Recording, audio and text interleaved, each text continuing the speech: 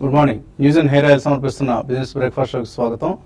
Asian markets లో ఒక mixed queue కనిపిస్తుంది ఈ Monday morning. Japanese index, Korean index లాంటివి పాజిటివ్ గా ట్రేడ్ అవుతుంటే మిగతా ఇండెక్సెస్ లో స్వల్పంగా నష్టాలు కనిపిస్తున్నాయి. ఎస్ఎక్స్ నిఫ్టీ మాత్రం ఒక ఫ్లాట్ ఓపెనింగ్ ని లేదా స్లైట్లీ పాజిటివ్ ఓపెనింగ్ ని ఇండికేట్ చేస్తుంది. సో జిఎస్టీ యుగం ప్రారంభమైంది. Goods and services tax, one nation one tax విధానం వాస్తవ రూపం దాల్చింది. కొద్దిగా మనకు కొన్ని దశాబ్దాల పాటు అలవాటు పడి ఉన్న ఒక పన్ను విధానంలో మార్పులు చోటు చేసుకుంటున్నాయి కాబట్టి ప్రారంభంలో ఒడిదుడుకులు ఉంటాయి, చిన్న చిన్న తికమకులు, గందరగోళం, ఇవన్నీ కామన్. సో దాన్ని మనం భూతద్దంలో చూడాల్సిన అవసరం లేదు. సో కాలం గడుస్తున్న కొద్దీ పరిస్థితికి అందరం అడ్జస్ట్ అయిపోతాం, పరిస్థితి సద్దుమణుగుతుంది, మళ్ళీ లైఫ్ యాజ్ యూజువల్ అవుతుంది. సో డిమానిటైజేషన్ టైంలో ఎలా అయితే మనం చూసామో కొన్ని నెల రోజులు అతలాకుతలం అయ్యారు అందరూ. బట్ తర్వాత ఇప్పుడు మళ్ళీ అందరి దగ్గర నోట్లు ఎలా అయితే కదలాడుతున్నాయో మేబీ రాబోయే రోజుల్లో జిఎస్టీ విధానాన్ని కూడా అందరూ అలవాటు పడిపోతారు. కొద్ది రోజులకి అసలు మర్చిపోతారు మనం ఏదో ఇప్పుడు చేస్తున్న ఈ హడావడి మొత్తాన్ని కూడా. సో వస్తువుల ధరలు చూస్తే కొన్ని ధరలు పెరిగాయి, కొన్ని ధరలు తగ్గాయి. సో రైస్ లాంటివి, లూజ్ రైస్ లాంటివి, అలాగే లూజ్ బాస్మతి రైస్ లాంటివి, వీటి మీద ధరలు తగ్గితే ప్యాకేజ్డ్ రైస్ ఏదైతే ఉందో ప్యాకేజ్డ్ బాస్మతి రైస్ లాంటివి పెరిగాయి. గోధుమ పిండి ధరలు కూడా బ్రాండెడ్ ధరలు 5% వరకు పెరిగాయి, లూజ్ అయితే కొంత తగ్గాయి. అలా మనకు మిక్స్డ్ గా కనిపిస్తుంది. సో నెయ్యి ధరలు పెరిగాయి, కానీ తగ్గిన డైరీ ప్రొడక్ట్స్ లో paneer, cheese, cotton, dairy whitener, baby foods ఇటువంటివి ధరలు తగ్గాయి కూడా. అలాగే కార్లు, బైక్స్ మీద మనకు ట్యాక్స్ తగ్గడం చూస్తున్నాం. ఫర్ ఇన్స్టెన్స్ స్మాల్ కార్స్ మీద, అంటే 4 మీటర్ల కంటే తక్కువ లెంత్ ఉండేవి, ఆల్టో లాంటి కార్స్ లాంటివి అనమాట. వాటికి ఇంతకుముందు 31.4% ఉన్న ట్యాక్స్ కాస్త ఇప్పుడు 29% అయింది. 28% ప్లస్ 1% సెస్. అలాగే డీజిల్ కాస్ట్ అయితే 33.4% చెల్లించడం ఇంతకుముందు, ఇప్పుడు 31% తగ్గింది. అంటే ఒక 2% కార్ల మీద ధరల ట్యాక్స్ తగ్గింది. ఇన్ఫాక్ట్ అందరూ ధరలు పెరిగిపోతున్నాయనుకొని హడావుడిగా కొన్నారు. దీన్ని ఎన్కాష్ చేస్తున్నారు ఆటోమొబైల్ షోరూమ్స్ వాళ్ళు. అలాగే వాళ్ళు ముందు వాళ్ళకి తెలుసు ట్యాక్స్ తగ్గుతుందని, కానీ చెప్పలేదు. పెరుగుతుందేమోనండి, మాకు కూడా తెలియదండి, చాలా అన్సర్టెంటీ అండి, ఇలా కబుర్లు చెప్పారనమాట. సో దాన్ని మన కన్జ్యూమర్స్ అందరూ కూడా ఇక వేలం వెరిగా పరిగెత్తారు, షోరూముల చుట్టూ తిరిగారు, ఫలితంగా ప్రైసెస్ తగ్గాయి. అలాగే మిడ్ సైజ్ కార్స్ చూస్తే ఇంతకుముందు 46.6% కట్టేవాళ్ళం 1500cc లోపల ఉన్న వాటికి, ఇప్పుడు 43%, 3.6% తగ్గింది. బెంచ్ కార్ల ధరలు అయితే 10 lakhs వరకు తగ్గుతున్నాయి. 10% ఫాల్ ఇన్ ట్యాక్స్ రేట్ కనిపిస్తుంది మనకు. అలాగే ఎస్యూవీస్ మీద 55.3% నుంచి 43%, 12% ఎస్యూవీస్ మీద మనకు ట్యాక్స్ తగ్గడం చూస్తున్నాం. సో ఇలాగా కొంతమంది ఇదంతా వినియోగదారుల మీద భారం పెరిగిపోయింది, జిఎస్టీ అంటే చాలా గందరగోళం, జిఎస్టీ వస్తే అందరం నాశనం అయిపోతాం, ఇలా చెప్పుకుంటూ వచ్చారు కబుర్లు. సో ముఖ్యంగా పొలిటికల్ పార్టీస్ సంబంధించిన, అపోజిషన్ పార్టీస్ సంబంధించిన వాళ్ళు, అది వాస్తవం కాదు.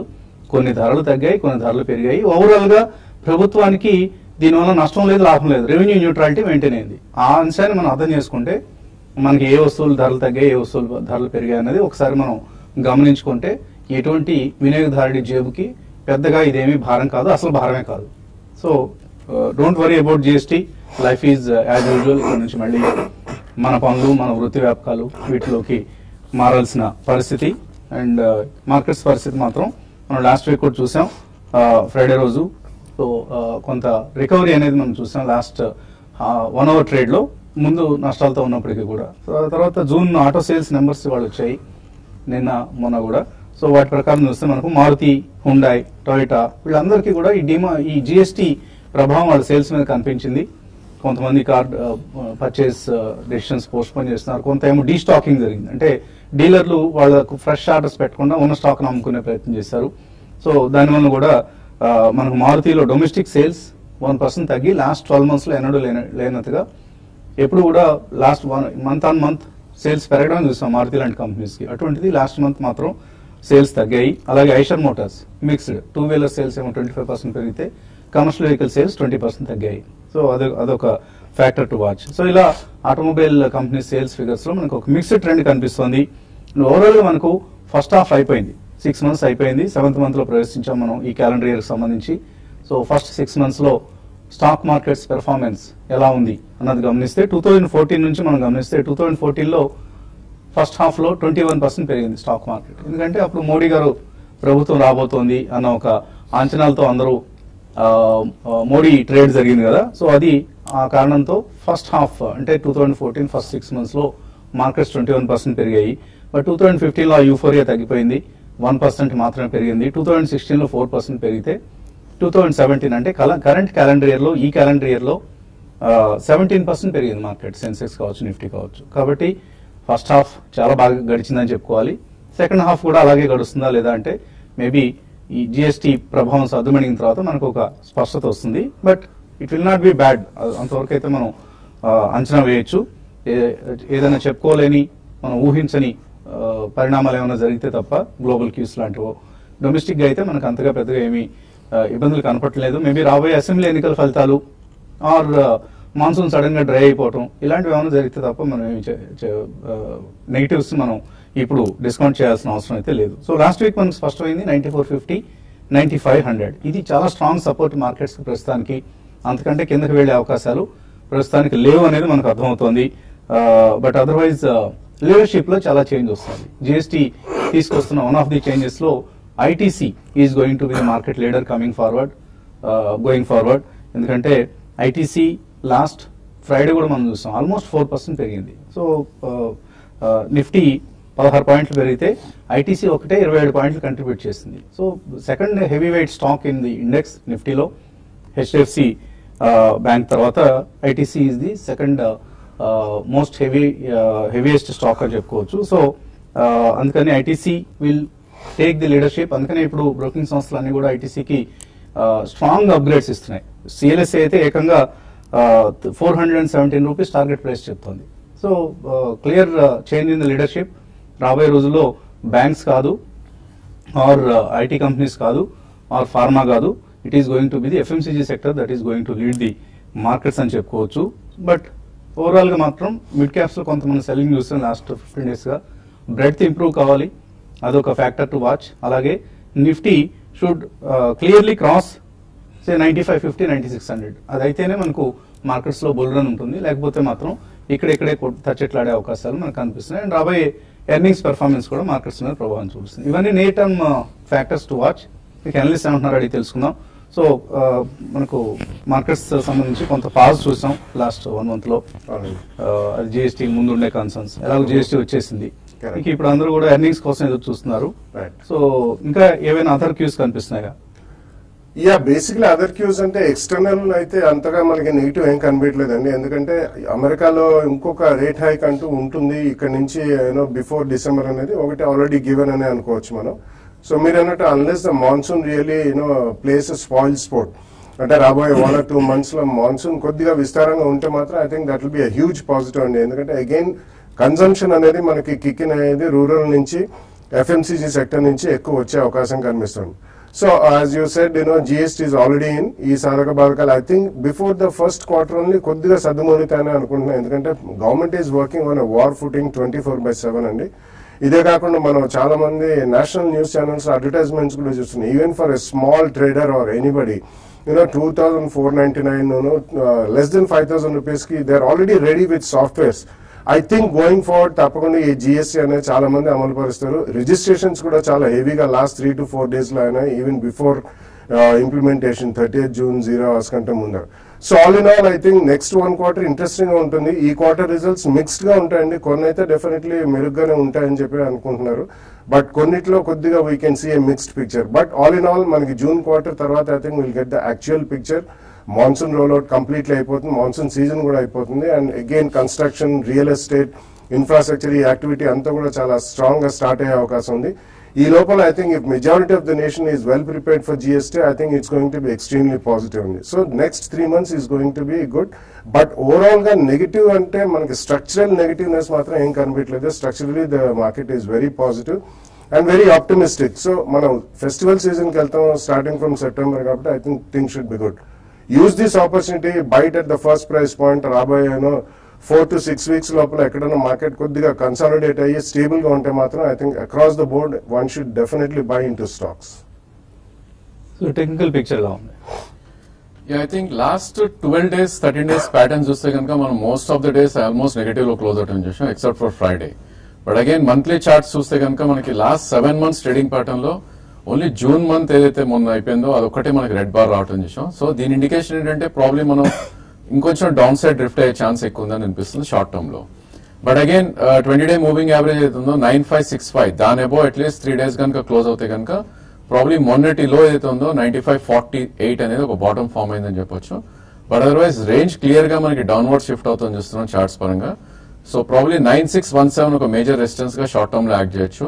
అదేవిధంగా 9440 కట్ అయింది అంటే కనుక 9295 అంటే ఇక్కడ నుంచి close to about 200 points down side వచ్చే ఛాన్స్ కూడా ఎక్కువ కనిపిస్తుంది. బట్ అగైన్ 8 months తర్వాత 7 months తర్వాత కొంచెం సైడ్ వేస్ అవుతుంది కాబట్టి so consolidation with downward bias గా మనం చెప్పుకోవచ్చు. I think 20-day moving average ఒక క్రిటికల్ పాయింట్ గా మనం రెసిస్టెన్స్ పాయింట్ గా చూడొచ్చు. అండ్ బ్యాంక్ నిఫ్టీ చూస్తే కనుక ఆల్మోస్ట్ సేమ్ ప్యాటర్న్ మనకు కనిపిస్తుంది. 23,368 అంటే ఇక్కడ నుంచి అప్పుడు 150 points అబౌవ్ క్లోజ్ అవుతేనే అట్లీస్ట్ ఫర్ 1 or 2 days మళ్ళీ నెక్స్ట్ అప్ మూవ్ వెళ్ళే ఛాన్స్ ఉంది. అదర్వైజ్ దీనిలో 50-day మూవింగ్ యావరేజ్ అయితే ఉందో ప్రాబ్లీ అక్కడ ఒక స్ట్రాంగ్ సపోర్ట్ ఉండే అవకాశం ఉంది, విచ్ ఇస్ 22,893 అంటే ఇక్కడ నుంచి close to about 300-350 points down side వస్తే కనుక ఐ థింక్ అక్కడ లాంగ్ పొజిషన్స్ క్రియేట్ చేసుకోవచ్చు. బట్ అగైన్ విచ్ బ్యాంక్స్ అనేది కొద్దిగా క్రిటికల్ గా మనం చూడాలి. PSU బ్యాంక్స్ లో ఓన్లీ ఫ్రంట్ లైన్ ఉంటే ఇట్స్ ఎ గుడ్ ఐడియా, ఎందుకంటే మోస్ట్ ఆఫ్ ద స్టాక్స్ మళ్ళా 200-day మూవింగ్ యావరేజ్ రావడం చూసాం. Maybe banks like SBI, PNB ఇలాంటి స్టాక్స్ మనం డిప్స్ లో తీసుకోవచ్చు. లేదు అంటే కనుక ప్రైవేట్ బ్యాంక్స్ లోనే కొద్దిగా ఎక్కువ ఇన్వెస్ట్ చేయాలని ఐ థింక్ అనిపిస్తుంది చార్ట్స్ ప్రకారం చూస్తే. మేబీ ఆ కోలో Kotak Bank and IndusInd Bank లేదంటే HDFC, మిడ్ క్యాప్ లో Federal Bank. So any correction in of Bank Nifty 300 points, so ఈ స్టాక్స్ ని మనం పిక్ చేసుకునే అవకాశాలు ఎక్కువ ఉన్నాయి. ఓకే అండి. సో ఐటీసీ ఇందాక అనుకున్నాం, ITC is going to be the market leader. Maybe రాబోయే రోజుల్లో వెయిటేజ్ పెరిగినా కూడా మనం ఆశ్చర్యపోనవసరం లేదు. సో జిఎస్టీ తర్వాత GST plus national calamity contingency duty and cess ఈ మూడు కలిపితే కూడా ఐటీసీ మీద ట్యాక్స్ బర్డెన్ 6 to 7% తగ్గబోతుంది. అండ్ యాంటీ ప్రాఫిటేరింగ్ క్లాస్ ప్రకారం మేబీ ఇందులో ఒక 4 to 5% కస్టమర్కి కన్జ్యూమర్కి పాస్ ఆన్ చేసినా కూడా స్టిల్ 1 to 2% బెనిఫిషరీ అవుతుంది ఐటీసీ. సో మార్జిన్స్ లో ఒక క్లియర్ ఇంప్రూవ్మెంట్ కనిపిస్తుంది. సో రాబోయే రోజుల్లో ఐటీసీ నుంచి మనం మంచి రిజల్ట్స్ ఎక్స్పెక్ట్ చేయొచ్చు. So ITC is going to be one stock to watch. Callers line లో ఉన్నారు. మొదటి కాలర్ కరీంనగర్ నుంచి శివ. హలో, అడగండి శివ. నాకు సింటెక్స్ 109 షేర్లు ఉండే సార్, అయితే అది 25 రూపీస్ అయినాయి. నాకు ఎక్స్ట్రా షేర్లు రాలేదు, అది ఎప్పుడు వస్తాయి సార్? అట్లాగే RBL బ్యాంక్ ఫ్యూచర్ లో 505లో ఉంది, అది ఇప్పుడు ఈ మంత్ ఉంచుకోవచ్చు సార్? ఈ మంత్ ఫ్యూచర్స్ లో ఉన్నాయా? RBL బ్యాంక్ ఏ రేట్లో కొన్నారు మీరు? 503. సో RBL బ్యాంక్ ఫ్యూచర్స్ లో కొన్నారు. సింటెక్స్ ఏమో షేర్లు ఇంకా క్రెడిట్ కాలేదట. సింటెక్స్ షేర్లు వస్తాయండి. కంపెనీ స్టేట్మెంట్ ఇవ్వడమే జరిగింది. It will take about 45 to 60 days అని. సో తప్పకుండా సింటెక్స్ షేర్స్ వస్తాయి. ఇది జరిగి అబౌట్ 1 month అయింది కాబట్టి. So RBL bank I think you should hold it అండి. ఉన్న వాటిలో ఇది డీసెంట్ కరెక్షన్ కూడా అయింది from close to 600 rupees. So I think ఈ మంత్ అంటున్నారు కాబట్టి we have just begin the month, July month. So definitely hold చేయమని చెప్తానండి. తర్వాత కాలర్ గుంటూరు నుంచి భాను. హలో. హలో, అడగండి భాను. Morning sir. అది ఐటీసీ అంటే బన్సాల్ ఇంజనీరింగ్ అది కొందాం అనుకుంటున్నారు షేర్స్.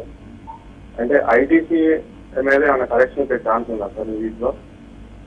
ఐటీసీలో ఏదైనా కరెక్షన్ వస్తుందా? అండ్ బన్సాల్ ఇంజనీరింగ్ కొనుక్కోవచ్చు. I think Bansal engineering probably కొద్ది కరెక్షన్ కోసం వెయిట్ చేయొచ్చండి, ఎందుకంటే ఈ స్టాక్ లాస్ట్ 4 to 5 months లోనే ఆల్మోస్ట్ 22 rupees నుంచి క్లోజ్ టు అరౌండ్ 68 rupees దాకా పెరగడం చూసాం. But again not to miss out, first price point లో మీరు లాంగ్ టర్మ్ వ్యూ అంటే అట్లీస్ట్ 1.5-2 years వ్యూ ఉంటేనే మీరు ఎంటర్ అవ్వచ్చు. లేదు అంటే కనుక కొద్ది కరెక్షన్ కోసం వెయిట్ చేయండి. నా ఉద్దేశంలో 53 మనకి 20-day moving average. Maybe market కొద్దిగా స్విఫ్ట్ గా కరెక్ట్ అయితే కనుక అక్కడ దాకా రావచ్చు.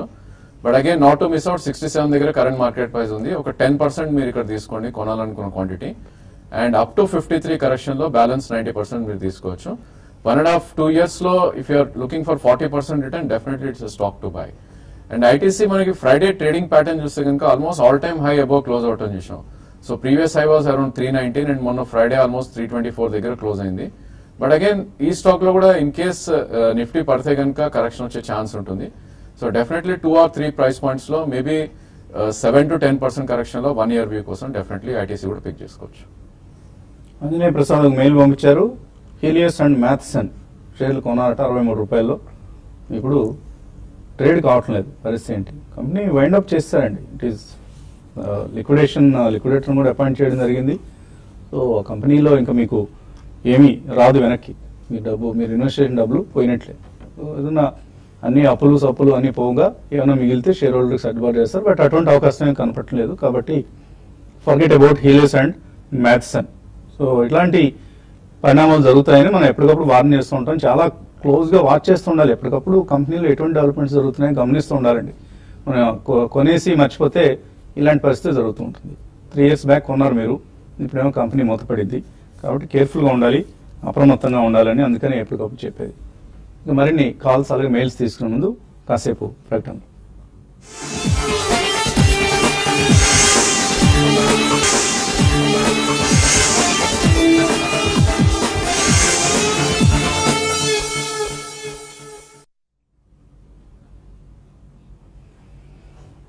న్యూస్ అండ్ హెయిర్ ఆయిల్ సమర్పిస్తున్న బిజినెస్ బ్రేక్ఫాస్ట్ షోకి తిరిగి స్వాగతం. వాల్యూ బై కోసం బహుశా కొంతమంది ఎదురు చూస్తూ ఉంటారు. అన్ఫార్చునేట్లీ వాళ్ళ వదిలేకపోతున్నాం. రేపటి నుంచి మన వాల్యూ బై రికమెండేషన్ని కొనసాగిద్దాం. కొద్దిగా సమయాభావం వలన వాల్యూ బైని ప్రిపేర్ చేయలేకపోయాం. సో రేపటి కార్యక్రమంలో తప్పకుండా మన వాల్యూ బై రికమెండేషన్ ఇద్దాం. తర్వాత కాలర్ లైన్లో ఉన్నారు బెంగళూరు నుంచి Chandrashekar. Hello. Hello, good morning sir. Morning అండి, అడగండి చంద్రశేఖర్. సార్ ఎక్స్చాంజ్ ఐపీఓలో కొన్ని అలాట్ అయినాయి. సో తర్వాత పడిపోయింది. యావరేజ్ చేయడానికి ఒక 100 shares వరకు బై చేశాను. ఓకే. సో ఒక 560 యావరేజ్ చేశాను ఇప్పుడు. సో అది ఇంకా దాని ఫండమెంటల్స్ ఏంటి సార్? ఉంచమని హోల్డ్ చేయమంటారా లేదా సెల్ చేసుకోమంటారా? కొద్దిగా హై ప్రైస్ కి కేటాయించారు షేర్లు ఎక్స్చాంజ్ ఐపీఓలో. అప్పటి నుంచి కూడా అది ఐపీఓ ప్రైస్ ని చేరుకోలేకపోతుంది. సో డెఫినెట్లీ ఉంచండి. మీరు ఇమ్మీడియట్లీ వెంటనే అయితే యావరేజ్ చేయొద్దండి. ఎందుకంటే let it take some substantial correction. ఎందుకంటే మీరు గమనిస్తే మనం లాస్ట్ 1.5 year గా బ్యాక్ వచ్చిన డాక్టర్ లాల్, పాత్ ల్యాబ్ ఇటువంటివన్నీ కూడా ఇప్పుడు 52-week లో అనే ఆల్మోస్ట్ మల్టీ-ఇయర్ లో కూడా వస్తున్నాయి. సో మెల్లిమెల్లిగా some of them will take time అండి. మీరు ఉన్న స్టాక్ మాత్రం ఉంచండి, అడిషనల్ గా మాత్రం చేయొచ్చు. ఎందుకంటే ఎడ్యుకేషనల్ స్పేస్ లో వీళ్ళు content providers, unlike others who provide the service. So exchange listed space లో మ్యాక్మిలన్ పబ్లిషింగ్ సర్వీసెస్ తర్వాత these are the only 2 players. కాబట్టి ఇమీడియట్లీ ఉన్న షేర్స్ ఉంచండి. రాబోయే 1 or 2 quarters లో కొంచెం ఏదైనా మనకి మెరుగుదల కనిపిస్తే మాత్రం అక్కడ యాడ్ చేయొచ్చు. స్లైట్లీ ప్రైస్ మోర్ అయినా కానీ డోంట్ వరీ అండి. But it's decent company. Currently మాత్రం ఉంచండి, అడిషనల్ గా కొనొద్దు. తర్వాత కాలర్ కళావతి లైన్ లో ఉన్నారు. హలో. మార్నింగ్ అండి. సార్ మేము భూషణ్ స్టీల్ గురించి తెలుసుకోవాలన్నాం సార్. అది పిఈ కంపెనీస్ బై చేయాలని ఉన్నాయి సార్. అది ఇప్పుడు పెట్టుకోవచ్చా లేదా? భూషణ్ స్టీల్ కొంటారా ఇప్పుడు? కొనాలని అనుకుంటున్నాం సార్. అదే పిఈ కంపెనీస్ బై చేస్తున్నా అంటున్నారు. ఓకే, అంటే మీరు డెవలప్మెంట్స్ ఫాలో అవుతున్నారు కదా. అది బ్యాంక్రప్సీ ఫైల్ చేసిన కంపెనీ అది. అంటే బ్యాంక్స్ అన్ని కూడా ఎలాగోలా ఈ కంపెనీని వదిలించుకున్నా ఎవరైనా దొరికితే అన్న ఉద్దేశంతో. మేబీ ఎక్కడైనా పిఈ కంపెనీలు అసెట్స్ ఉన్నాయి కాబట్టి ఈ కంపెనీకి. So they are at least couple of companies like Bhushan steel, అలాగే ఆమ్టెక్ ఆటో, ఇటువంటి కంపెనీస్ సంబంధించి కొంత వాళ్ళకి అసెట్ బేస్ ఉంది కాబట్టి వాటి కోసం కొంతమంది ఇన్వెస్టర్స్ ఆసక్తి చూపిస్తున్నారు. బట్ అంతా మీకు it's not advisable to go after such companies అండి. మేబీ ప్రైస్ పెరిగితే పెరగచ్చు కాక. అంటే ఎందుకు అంత రిస్క్ ఎందుకు తీసుకుంటున్నారు? అది మీరు అన్నట్లుగా పిఈ ఇన్వెస్టర్ లాంటి వాళ్ళు రిస్క్ తీసుకోగలరు. వాళ్ళు ఒకవేళ తర్వాత డబ్బులు పోయినా కూడా పట్టించుకోరు. వాళ్ళకి ఉన్న 10 ఇన్వెస్ట్మెంట్స్ లో 4-5 ఇన్వెస్ట్మెంట్స్ బాగా మంచి హిట్ అయితే మిగతా ఇన్వెస్ట్మెంట్స్ లో వాళ్ళు లాస్ట్ కూడా సిద్ధంగా ఉంటారు. మీరు కూడా అలా సిద్ధంగా ఉంటే మీరు ఇంకా జాక్పాట్ ఇన్వెస్ట్మెంట్లు కొన్ని చేస్తుండి ఓకే రిస్క్ తీస్తున్నాం అనుకుంటే భూషణ్ స్టీల్ లాంటివి తీసుకోండి. లేకపోతే అవాయిడ్ చేయండి. వాళ్ళు ఎవరో కొంటున్నారు కదా అని మాత్రం మీరు కొనొద్దండి. వాళ్ళ క్యాపబిలిటీ వేరు, వాళ్ళ రిస్క్ టేకింగ్ ప్రొఫైల్ వేరు. అంటే ఈ పిఈ కంపెనీ వాళ్ళు ఆల్రెడీ ఇటువంటి కంపెనీస్ కి గతంలో అప్పిచ్చారండి, డెట్ ఇచ్చారు. సో ఈ టేక్ ఓవర్ ప్రాసెస్ లో వాళ్ళకి ఈక్విటీ కింద అది మార్చే అవకాశం కూడా ఉంది. సో ఇందులో ఒక ప్రొసీజరల్ హాసిల్ కూడా ఉందండి. సో మీరు అన్నట్టు I think it's better to avoid those companies. వాళ్ళు ఎందుకు కొంటారంటే ఇంత ముందు ₹1,00,000 అప్పు ఉంది ఈ కంపెనీ భూషణ్ స్టీల్ కి. బ్యాంక్స్ ఇప్పుడు ఈ పరిస్థితిలో వాళ్ళకి హెయిర్ కట్ ఇస్తారండి. ఒక 40% మీ అప్పు రైట్ ఆఫ్ చేసేసాం, సో 60% అప్పు కట్టుకుంటే వీళ్ళు సరిపోతుంది. ఆ ఉద్దేశంతో కొంత అట్రాక్షన్ తో వాళ్ళు వస్తుంటారు. బట్ మళ్ళాంటి ఈక్విటీలో చిన్న ఇన్వెస్టర్లు ఉంటాం కదా, ఇక్కడ నుంచి హైదరాబాద్ నుంచో లేకపోతే మరొక రూరల్ ఏరియా నుంచో మన దగ్గర ఇన్ఫర్మేషన్ చాలా తక్కువగా ఉంటుంది. అండ్ ఇటువంటి కంపెనీస్లో రిస్క్ మాత్రం చాలా ఎక్కువగా ఉంటుంది. కాబట్టి కేర్ఫుల్గా ఉండండి. ఇంకా చాలా ఇన్వెస్ట్మెంట్స్, మనకు మంచి ఇన్వెస్ట్మెంట్స్ మార్కెట్లో అందుబాటులో ఉన్నాయి. కృష్ణమూర్తి లైన్లో ఉన్నారు. Hello. Hello, good morning sir. అడగండి కృష్ణమూర్తి గారు. సార్, ఈ వీగార్డ్ ఇండస్ట్రీస్ లాంగ్ టర్మ్ కోసము సబ్స్టాన్షియల్ క్వాంటిటీ మేబీ 1000-2000 షేర్స్ కొనాలంటే ఎట్లా దాని ఇన్వెస్ట్మెంట్ ప్యాటర్న్ ఎట్లా ప్లాన్ అప్ చేయాలి? బాగా లాగ్ గా ఒకసారి ఇప్పుడు తీసుకోవచ్చా కరెంట్ కండిషన్స్ లో? వీగార్డ్ తీసుకోవచ్చా ఇక్కడ? ఐ థింక్ లాస్ట్ 7 months లో ఈ స్టాక్ ఆల్మోస్ట్ డబుల్ అవుట్ అని చూసామండి. సో మనకి ప్రాబ్లీ జనవరిలో ఇది ఆల్మోస్ట్ 115 లో ఉంది. అండ్ లాస్ట్ మంత్ హై ఏదైతే ఉందో, ఇన్ఫాక్ట్ మే హై ఏదైతే ఉందో ఆల్మోస్ట్ 220 దాకా పెరగడం చూసాం. అండ్ ఒక మంచి రిట్రేస్మెంట్ మోడ్ లో ఉంది. So definitely me idea is a good idea. So long term కోసం మీరు డెఫినెట్లీ స్టాక్ ని బై చేయడం మొదలెట్టచ్చు. కరెంట్ మార్కెట్ ప్రైస్ 170 ఉంది. సో పైనుంచి ఆల్మోస్ట్ 50 రూపీస్ కిందకు వచ్చింది కాబట్టి 30%, 35% ఆల్రెడీ రిట్రేస్ అయింది stock. So first price point మీరు లాంగ్ టర్మ్ కోసం డెఫినెట్లీ ఇక్కడ యాడ్ చేయొచ్చు. సో జనరల్ ఇలాంటి స్టాక్స్ కి మనకి 200-day మూవింగ్ యావరేజ్ దగ్గర కొద్దిగా బయింగ్ ఇంట్రెస్ట్ వస్తుందండి, విచ్ ఇస్ 156. సో 172 నుంచి 156 వరకు I think you can buy the stock for 1.5 year. Okay అండి. టిఎస్ఎన్ మూర్తి మెయిల్ పంపించారు కాకినాడ నుంచి. టాటా కెమికల్స్ 440లో కొన్నారట 2 సంవత్సరాల క్రితం. కంటిన్యూ చేయొచ్చా లేదా ప్రాఫిట్ బుక్ చేసుకోవచ్చా? అలాగే డాక్టర్ లాల్ ప్యాథ్ ల్యాబ్స్ ఇక్కడ కొనుక్కోవచ్చా? I think Tata chemicals almost మనకి టాప్ అవుట్ అవటం చూసామండి 3 months బ్యాక్. 662 నుంచి కరెంట్లీ అరౌండ్ 600 దగ్గర మార్కెట్ లో ట్రేడ్ అవుతుంది. నా ఉద్దేశంలో 563 అనేది ఒక కీ సపోర్ట్ ఉంది, which is 200-day moving average. So నా ఉద్దేశంలో కొద్దిగా పుల్ బ్యాక్ వచ్చి 650 అలా వచ్చిందంటే కనుక you can convert into different companies అండి. ఎందుకంటే లాస్ట్ 1.5 year గా ఈ స్టాక్ మంచి రిటర్న్స్ కూడా ఇవ్వడం చూసాం. అండ్ మేబీ కొంచెం సైడ్ వేస్ వెళ్లే ఛాన్స్ ఎక్కువ ఉంది చార్ట్స్ పరంగా. మేబీ 50% ప్రాఫిట్స్ మీరు అరౌండ్ 650 బుక్ చేసుకోవచ్చు. ఇన్ కేస్ ఇదే స్టాక్ మళ్ళీ మీరు కొనాలంటే మేబీ కరెక్షన్స్ లో you can రీబై. Doctor path lab actually last 3 months గా ఒక లోవర్ లోస్ ఫార్మేషన్ మనం చూస్తున్నాం అండి. ఇన్ఫాక్ట్ మొన్న కూడా ఆల్మోస్ట్ 52-week లో రావటం చూసాం ఈ స్టాక్ ని. సో ఇలాంటప్పుడు I think you shouldn't attempt అండి, అన్లెస్ మీకు 2-year 3-year వ్యూ ఉంటే తప్ప first price point you should attempt. So ఎక్కడ బాటమ్ అవుతుందో చూసి ఒకసారి రివర్సల్ వచ్చినాక ఎంటర్ అవుతే it's a good idea. Sanjeev Reddy Mega Soft current price లో కొనుక్కోవచ్చు. ఎందుకంటే వాళ్ళు పిఓఎస్ మిషన్స్ బీహార్ నుంచి రీసెంట్ కాంట్రాక్ట్ వచ్చిందట. బీహార్ నుంచి వచ్చినా గుజరాత్ నుంచి వచ్చినా కూడా చాలా ట్రాక్ రికార్డ్ మనం చూస్తే మెగా సాఫ్ట్ లాంటివి ఇన్వెస్టర్లని బాగా ముంచిన కంపెనీస్ అండి. ఎందుకు అనవసరంగా అటువంటి కంపెనీస్ జోలికి వెళ్తారు? ఏదో ఒక ఆర్డర్ వచ్చిందని చూపించేసి ఆ టైంలో కొద్దిగా ప్రైస్ పెంచుకోవటం, ఆపరేటర్ ఎవరు ఉంటాడు అమ్మేసుకోవటం, ఇవన్నీ ఇటువంటి కౌంటర్స్లో మనం తరచుగా చూస్తుంటాం. లైకోస్ ఇంటర్నెట్లు, మెగా సాఫ్ట్లు, ఇటువంటి కంపెనీస్ అన్ని కూడా, తాన్లా సొల్యూషన్స్, ఇటువంటి కంపెనీస్ కేర్ఫుల్గా ఉండండి, అవాయిడ్ చేయండి సాధ్యమంత వరకు. ఎందుకంటే లోకల్ కంపెనీ కాబట్టి కొంత ఇన్ఫర్మేషన్ మాకు తెలుస్తూ ఉంటుంది కాబట్టి we advise you not to go for these companies. Narsireddy అడుగుతున్నారు, Shivam autotech and advanced enzyme technologies ఈ 2 కొనుక్కోవచ్చా ఇక్కడ? I think Shivam auto maybe you can attempt అండి. ఎందుకంటే ఆల్మోస్ట్ స్టాక్ 3 month హై దగ్గర ట్రేడ్ అవుతుంది చూస్తున్నాం మనం. 67 రూపీస్ కరెంట్ మార్కెట్ ప్రైస్ ఉంది. But again 2-3 price points I think you should buy. So నా ఉద్దేశంలో అప్ టు 51 అంటే 17 రూపీస్ కరెక్షన్ వచ్చే ఛాన్స్ ఉంది ఇన్ కేస్ మిడ్ క్యాప్స్ లో సెల్ ఆఫ్ వస్తే కనుక. సో 2-3 ప్రైస్ పాయింట్స్ లో డెఫినెట్లీ కొనుక్కోవచ్చు. దీని ఆల్ టైమ్ హై అరౌండ్ 84 వెళ్ళటం చూసాం 2015 లో. సో మళ్ళీ అది రివిజిట్ చేసే ఛాన్స్ ఎక్కువ ఉంది. సో మనం వాల్యూ బైగా కూడా రికమెండ్ చేసిన కంపెనీ ఇది శివం ఆటోటెక్. మేబీ వాల్యూ బైగా రికమెండ్ చేసిన అన్ని కూడా ఆ 1 రోజు కోసం, ఆ 2 రోజుల కోసం, యాక్టివిటీ కోసం కాదండి. వీటిని ఎప్పటికప్పుడు మీరు ప్రైస్ డిక్లైన్స్ లో 2-3 ప్రైస్ పాయింట్స్ లో కొనుక్కోదగిన షేర్లు అవి. కాబట్టి 1 year టార్గెట్ తో మీరు definitely you can attempt to buy Shivam auto. And advanced enzyme గురించి కూడా అడిగారు. అడ్వాన్స్డ్ ఎంజైమ్స్ కూడా I think you can buy అండి. ఎందుకంటే వీళ్ళు ఎస్పెషల్లీ ఈ కంపెనీ కొద్దిగా industrial food grade and pharmaceutical grade enzymes చేస్తారు. అండ్ వాళ్ళ కొద్దిగా ఇంటెలెక్చువల్ ప్రాపర్టీ రైట్స్ కూడా ఉన్నాయి. బట్ దీని కన్సిస్టెన్సీ ఆఫ్ రిజల్ట్స్ అనేది అంతగా ఉండదండి. ఎందుకంటే ఒక్కొక్కసారి స్పెసిఫిక్ ఎంజైమ్ ఏమైనా క్లిక్ అయినా ఒక క్వార్టర్లో చాలా హెవీ ప్రాఫిట్స్ కూడా వచ్చింది. స్ప్లిట్ అయిన తర్వాత కొద్దిగా యాక్టివిటీ లెవెల్స్ బాగా పెరిగాయి, trading activity levels. So maybe around 300 to 325 zone ఇప్పుడైతే ఉంది. అక్కడ ఒక ఫస్ట్ ప్రైస్ పాయింట్ లో కొనండి. In case there is 10-15% correction ఒక సెకండ్ ప్రైస్ పాయింట్ లో కొనుక్కుంటే ఒక 2 years ఉంటే definitely it's a good stock. Okay అండి. సో ఇంకా కాల్స్, మెయిల్స్ మిగిలిపోయాయి, కానీ సమయం మించిపోయింది కాబట్టి యూట్యూబ్ ప్రసారాల్లో కలుసుకున్నప్పుడు వీటన్నిటికీ సందేహాలకు సమాధానాలు ఇద్దాం. Keep watching TV5.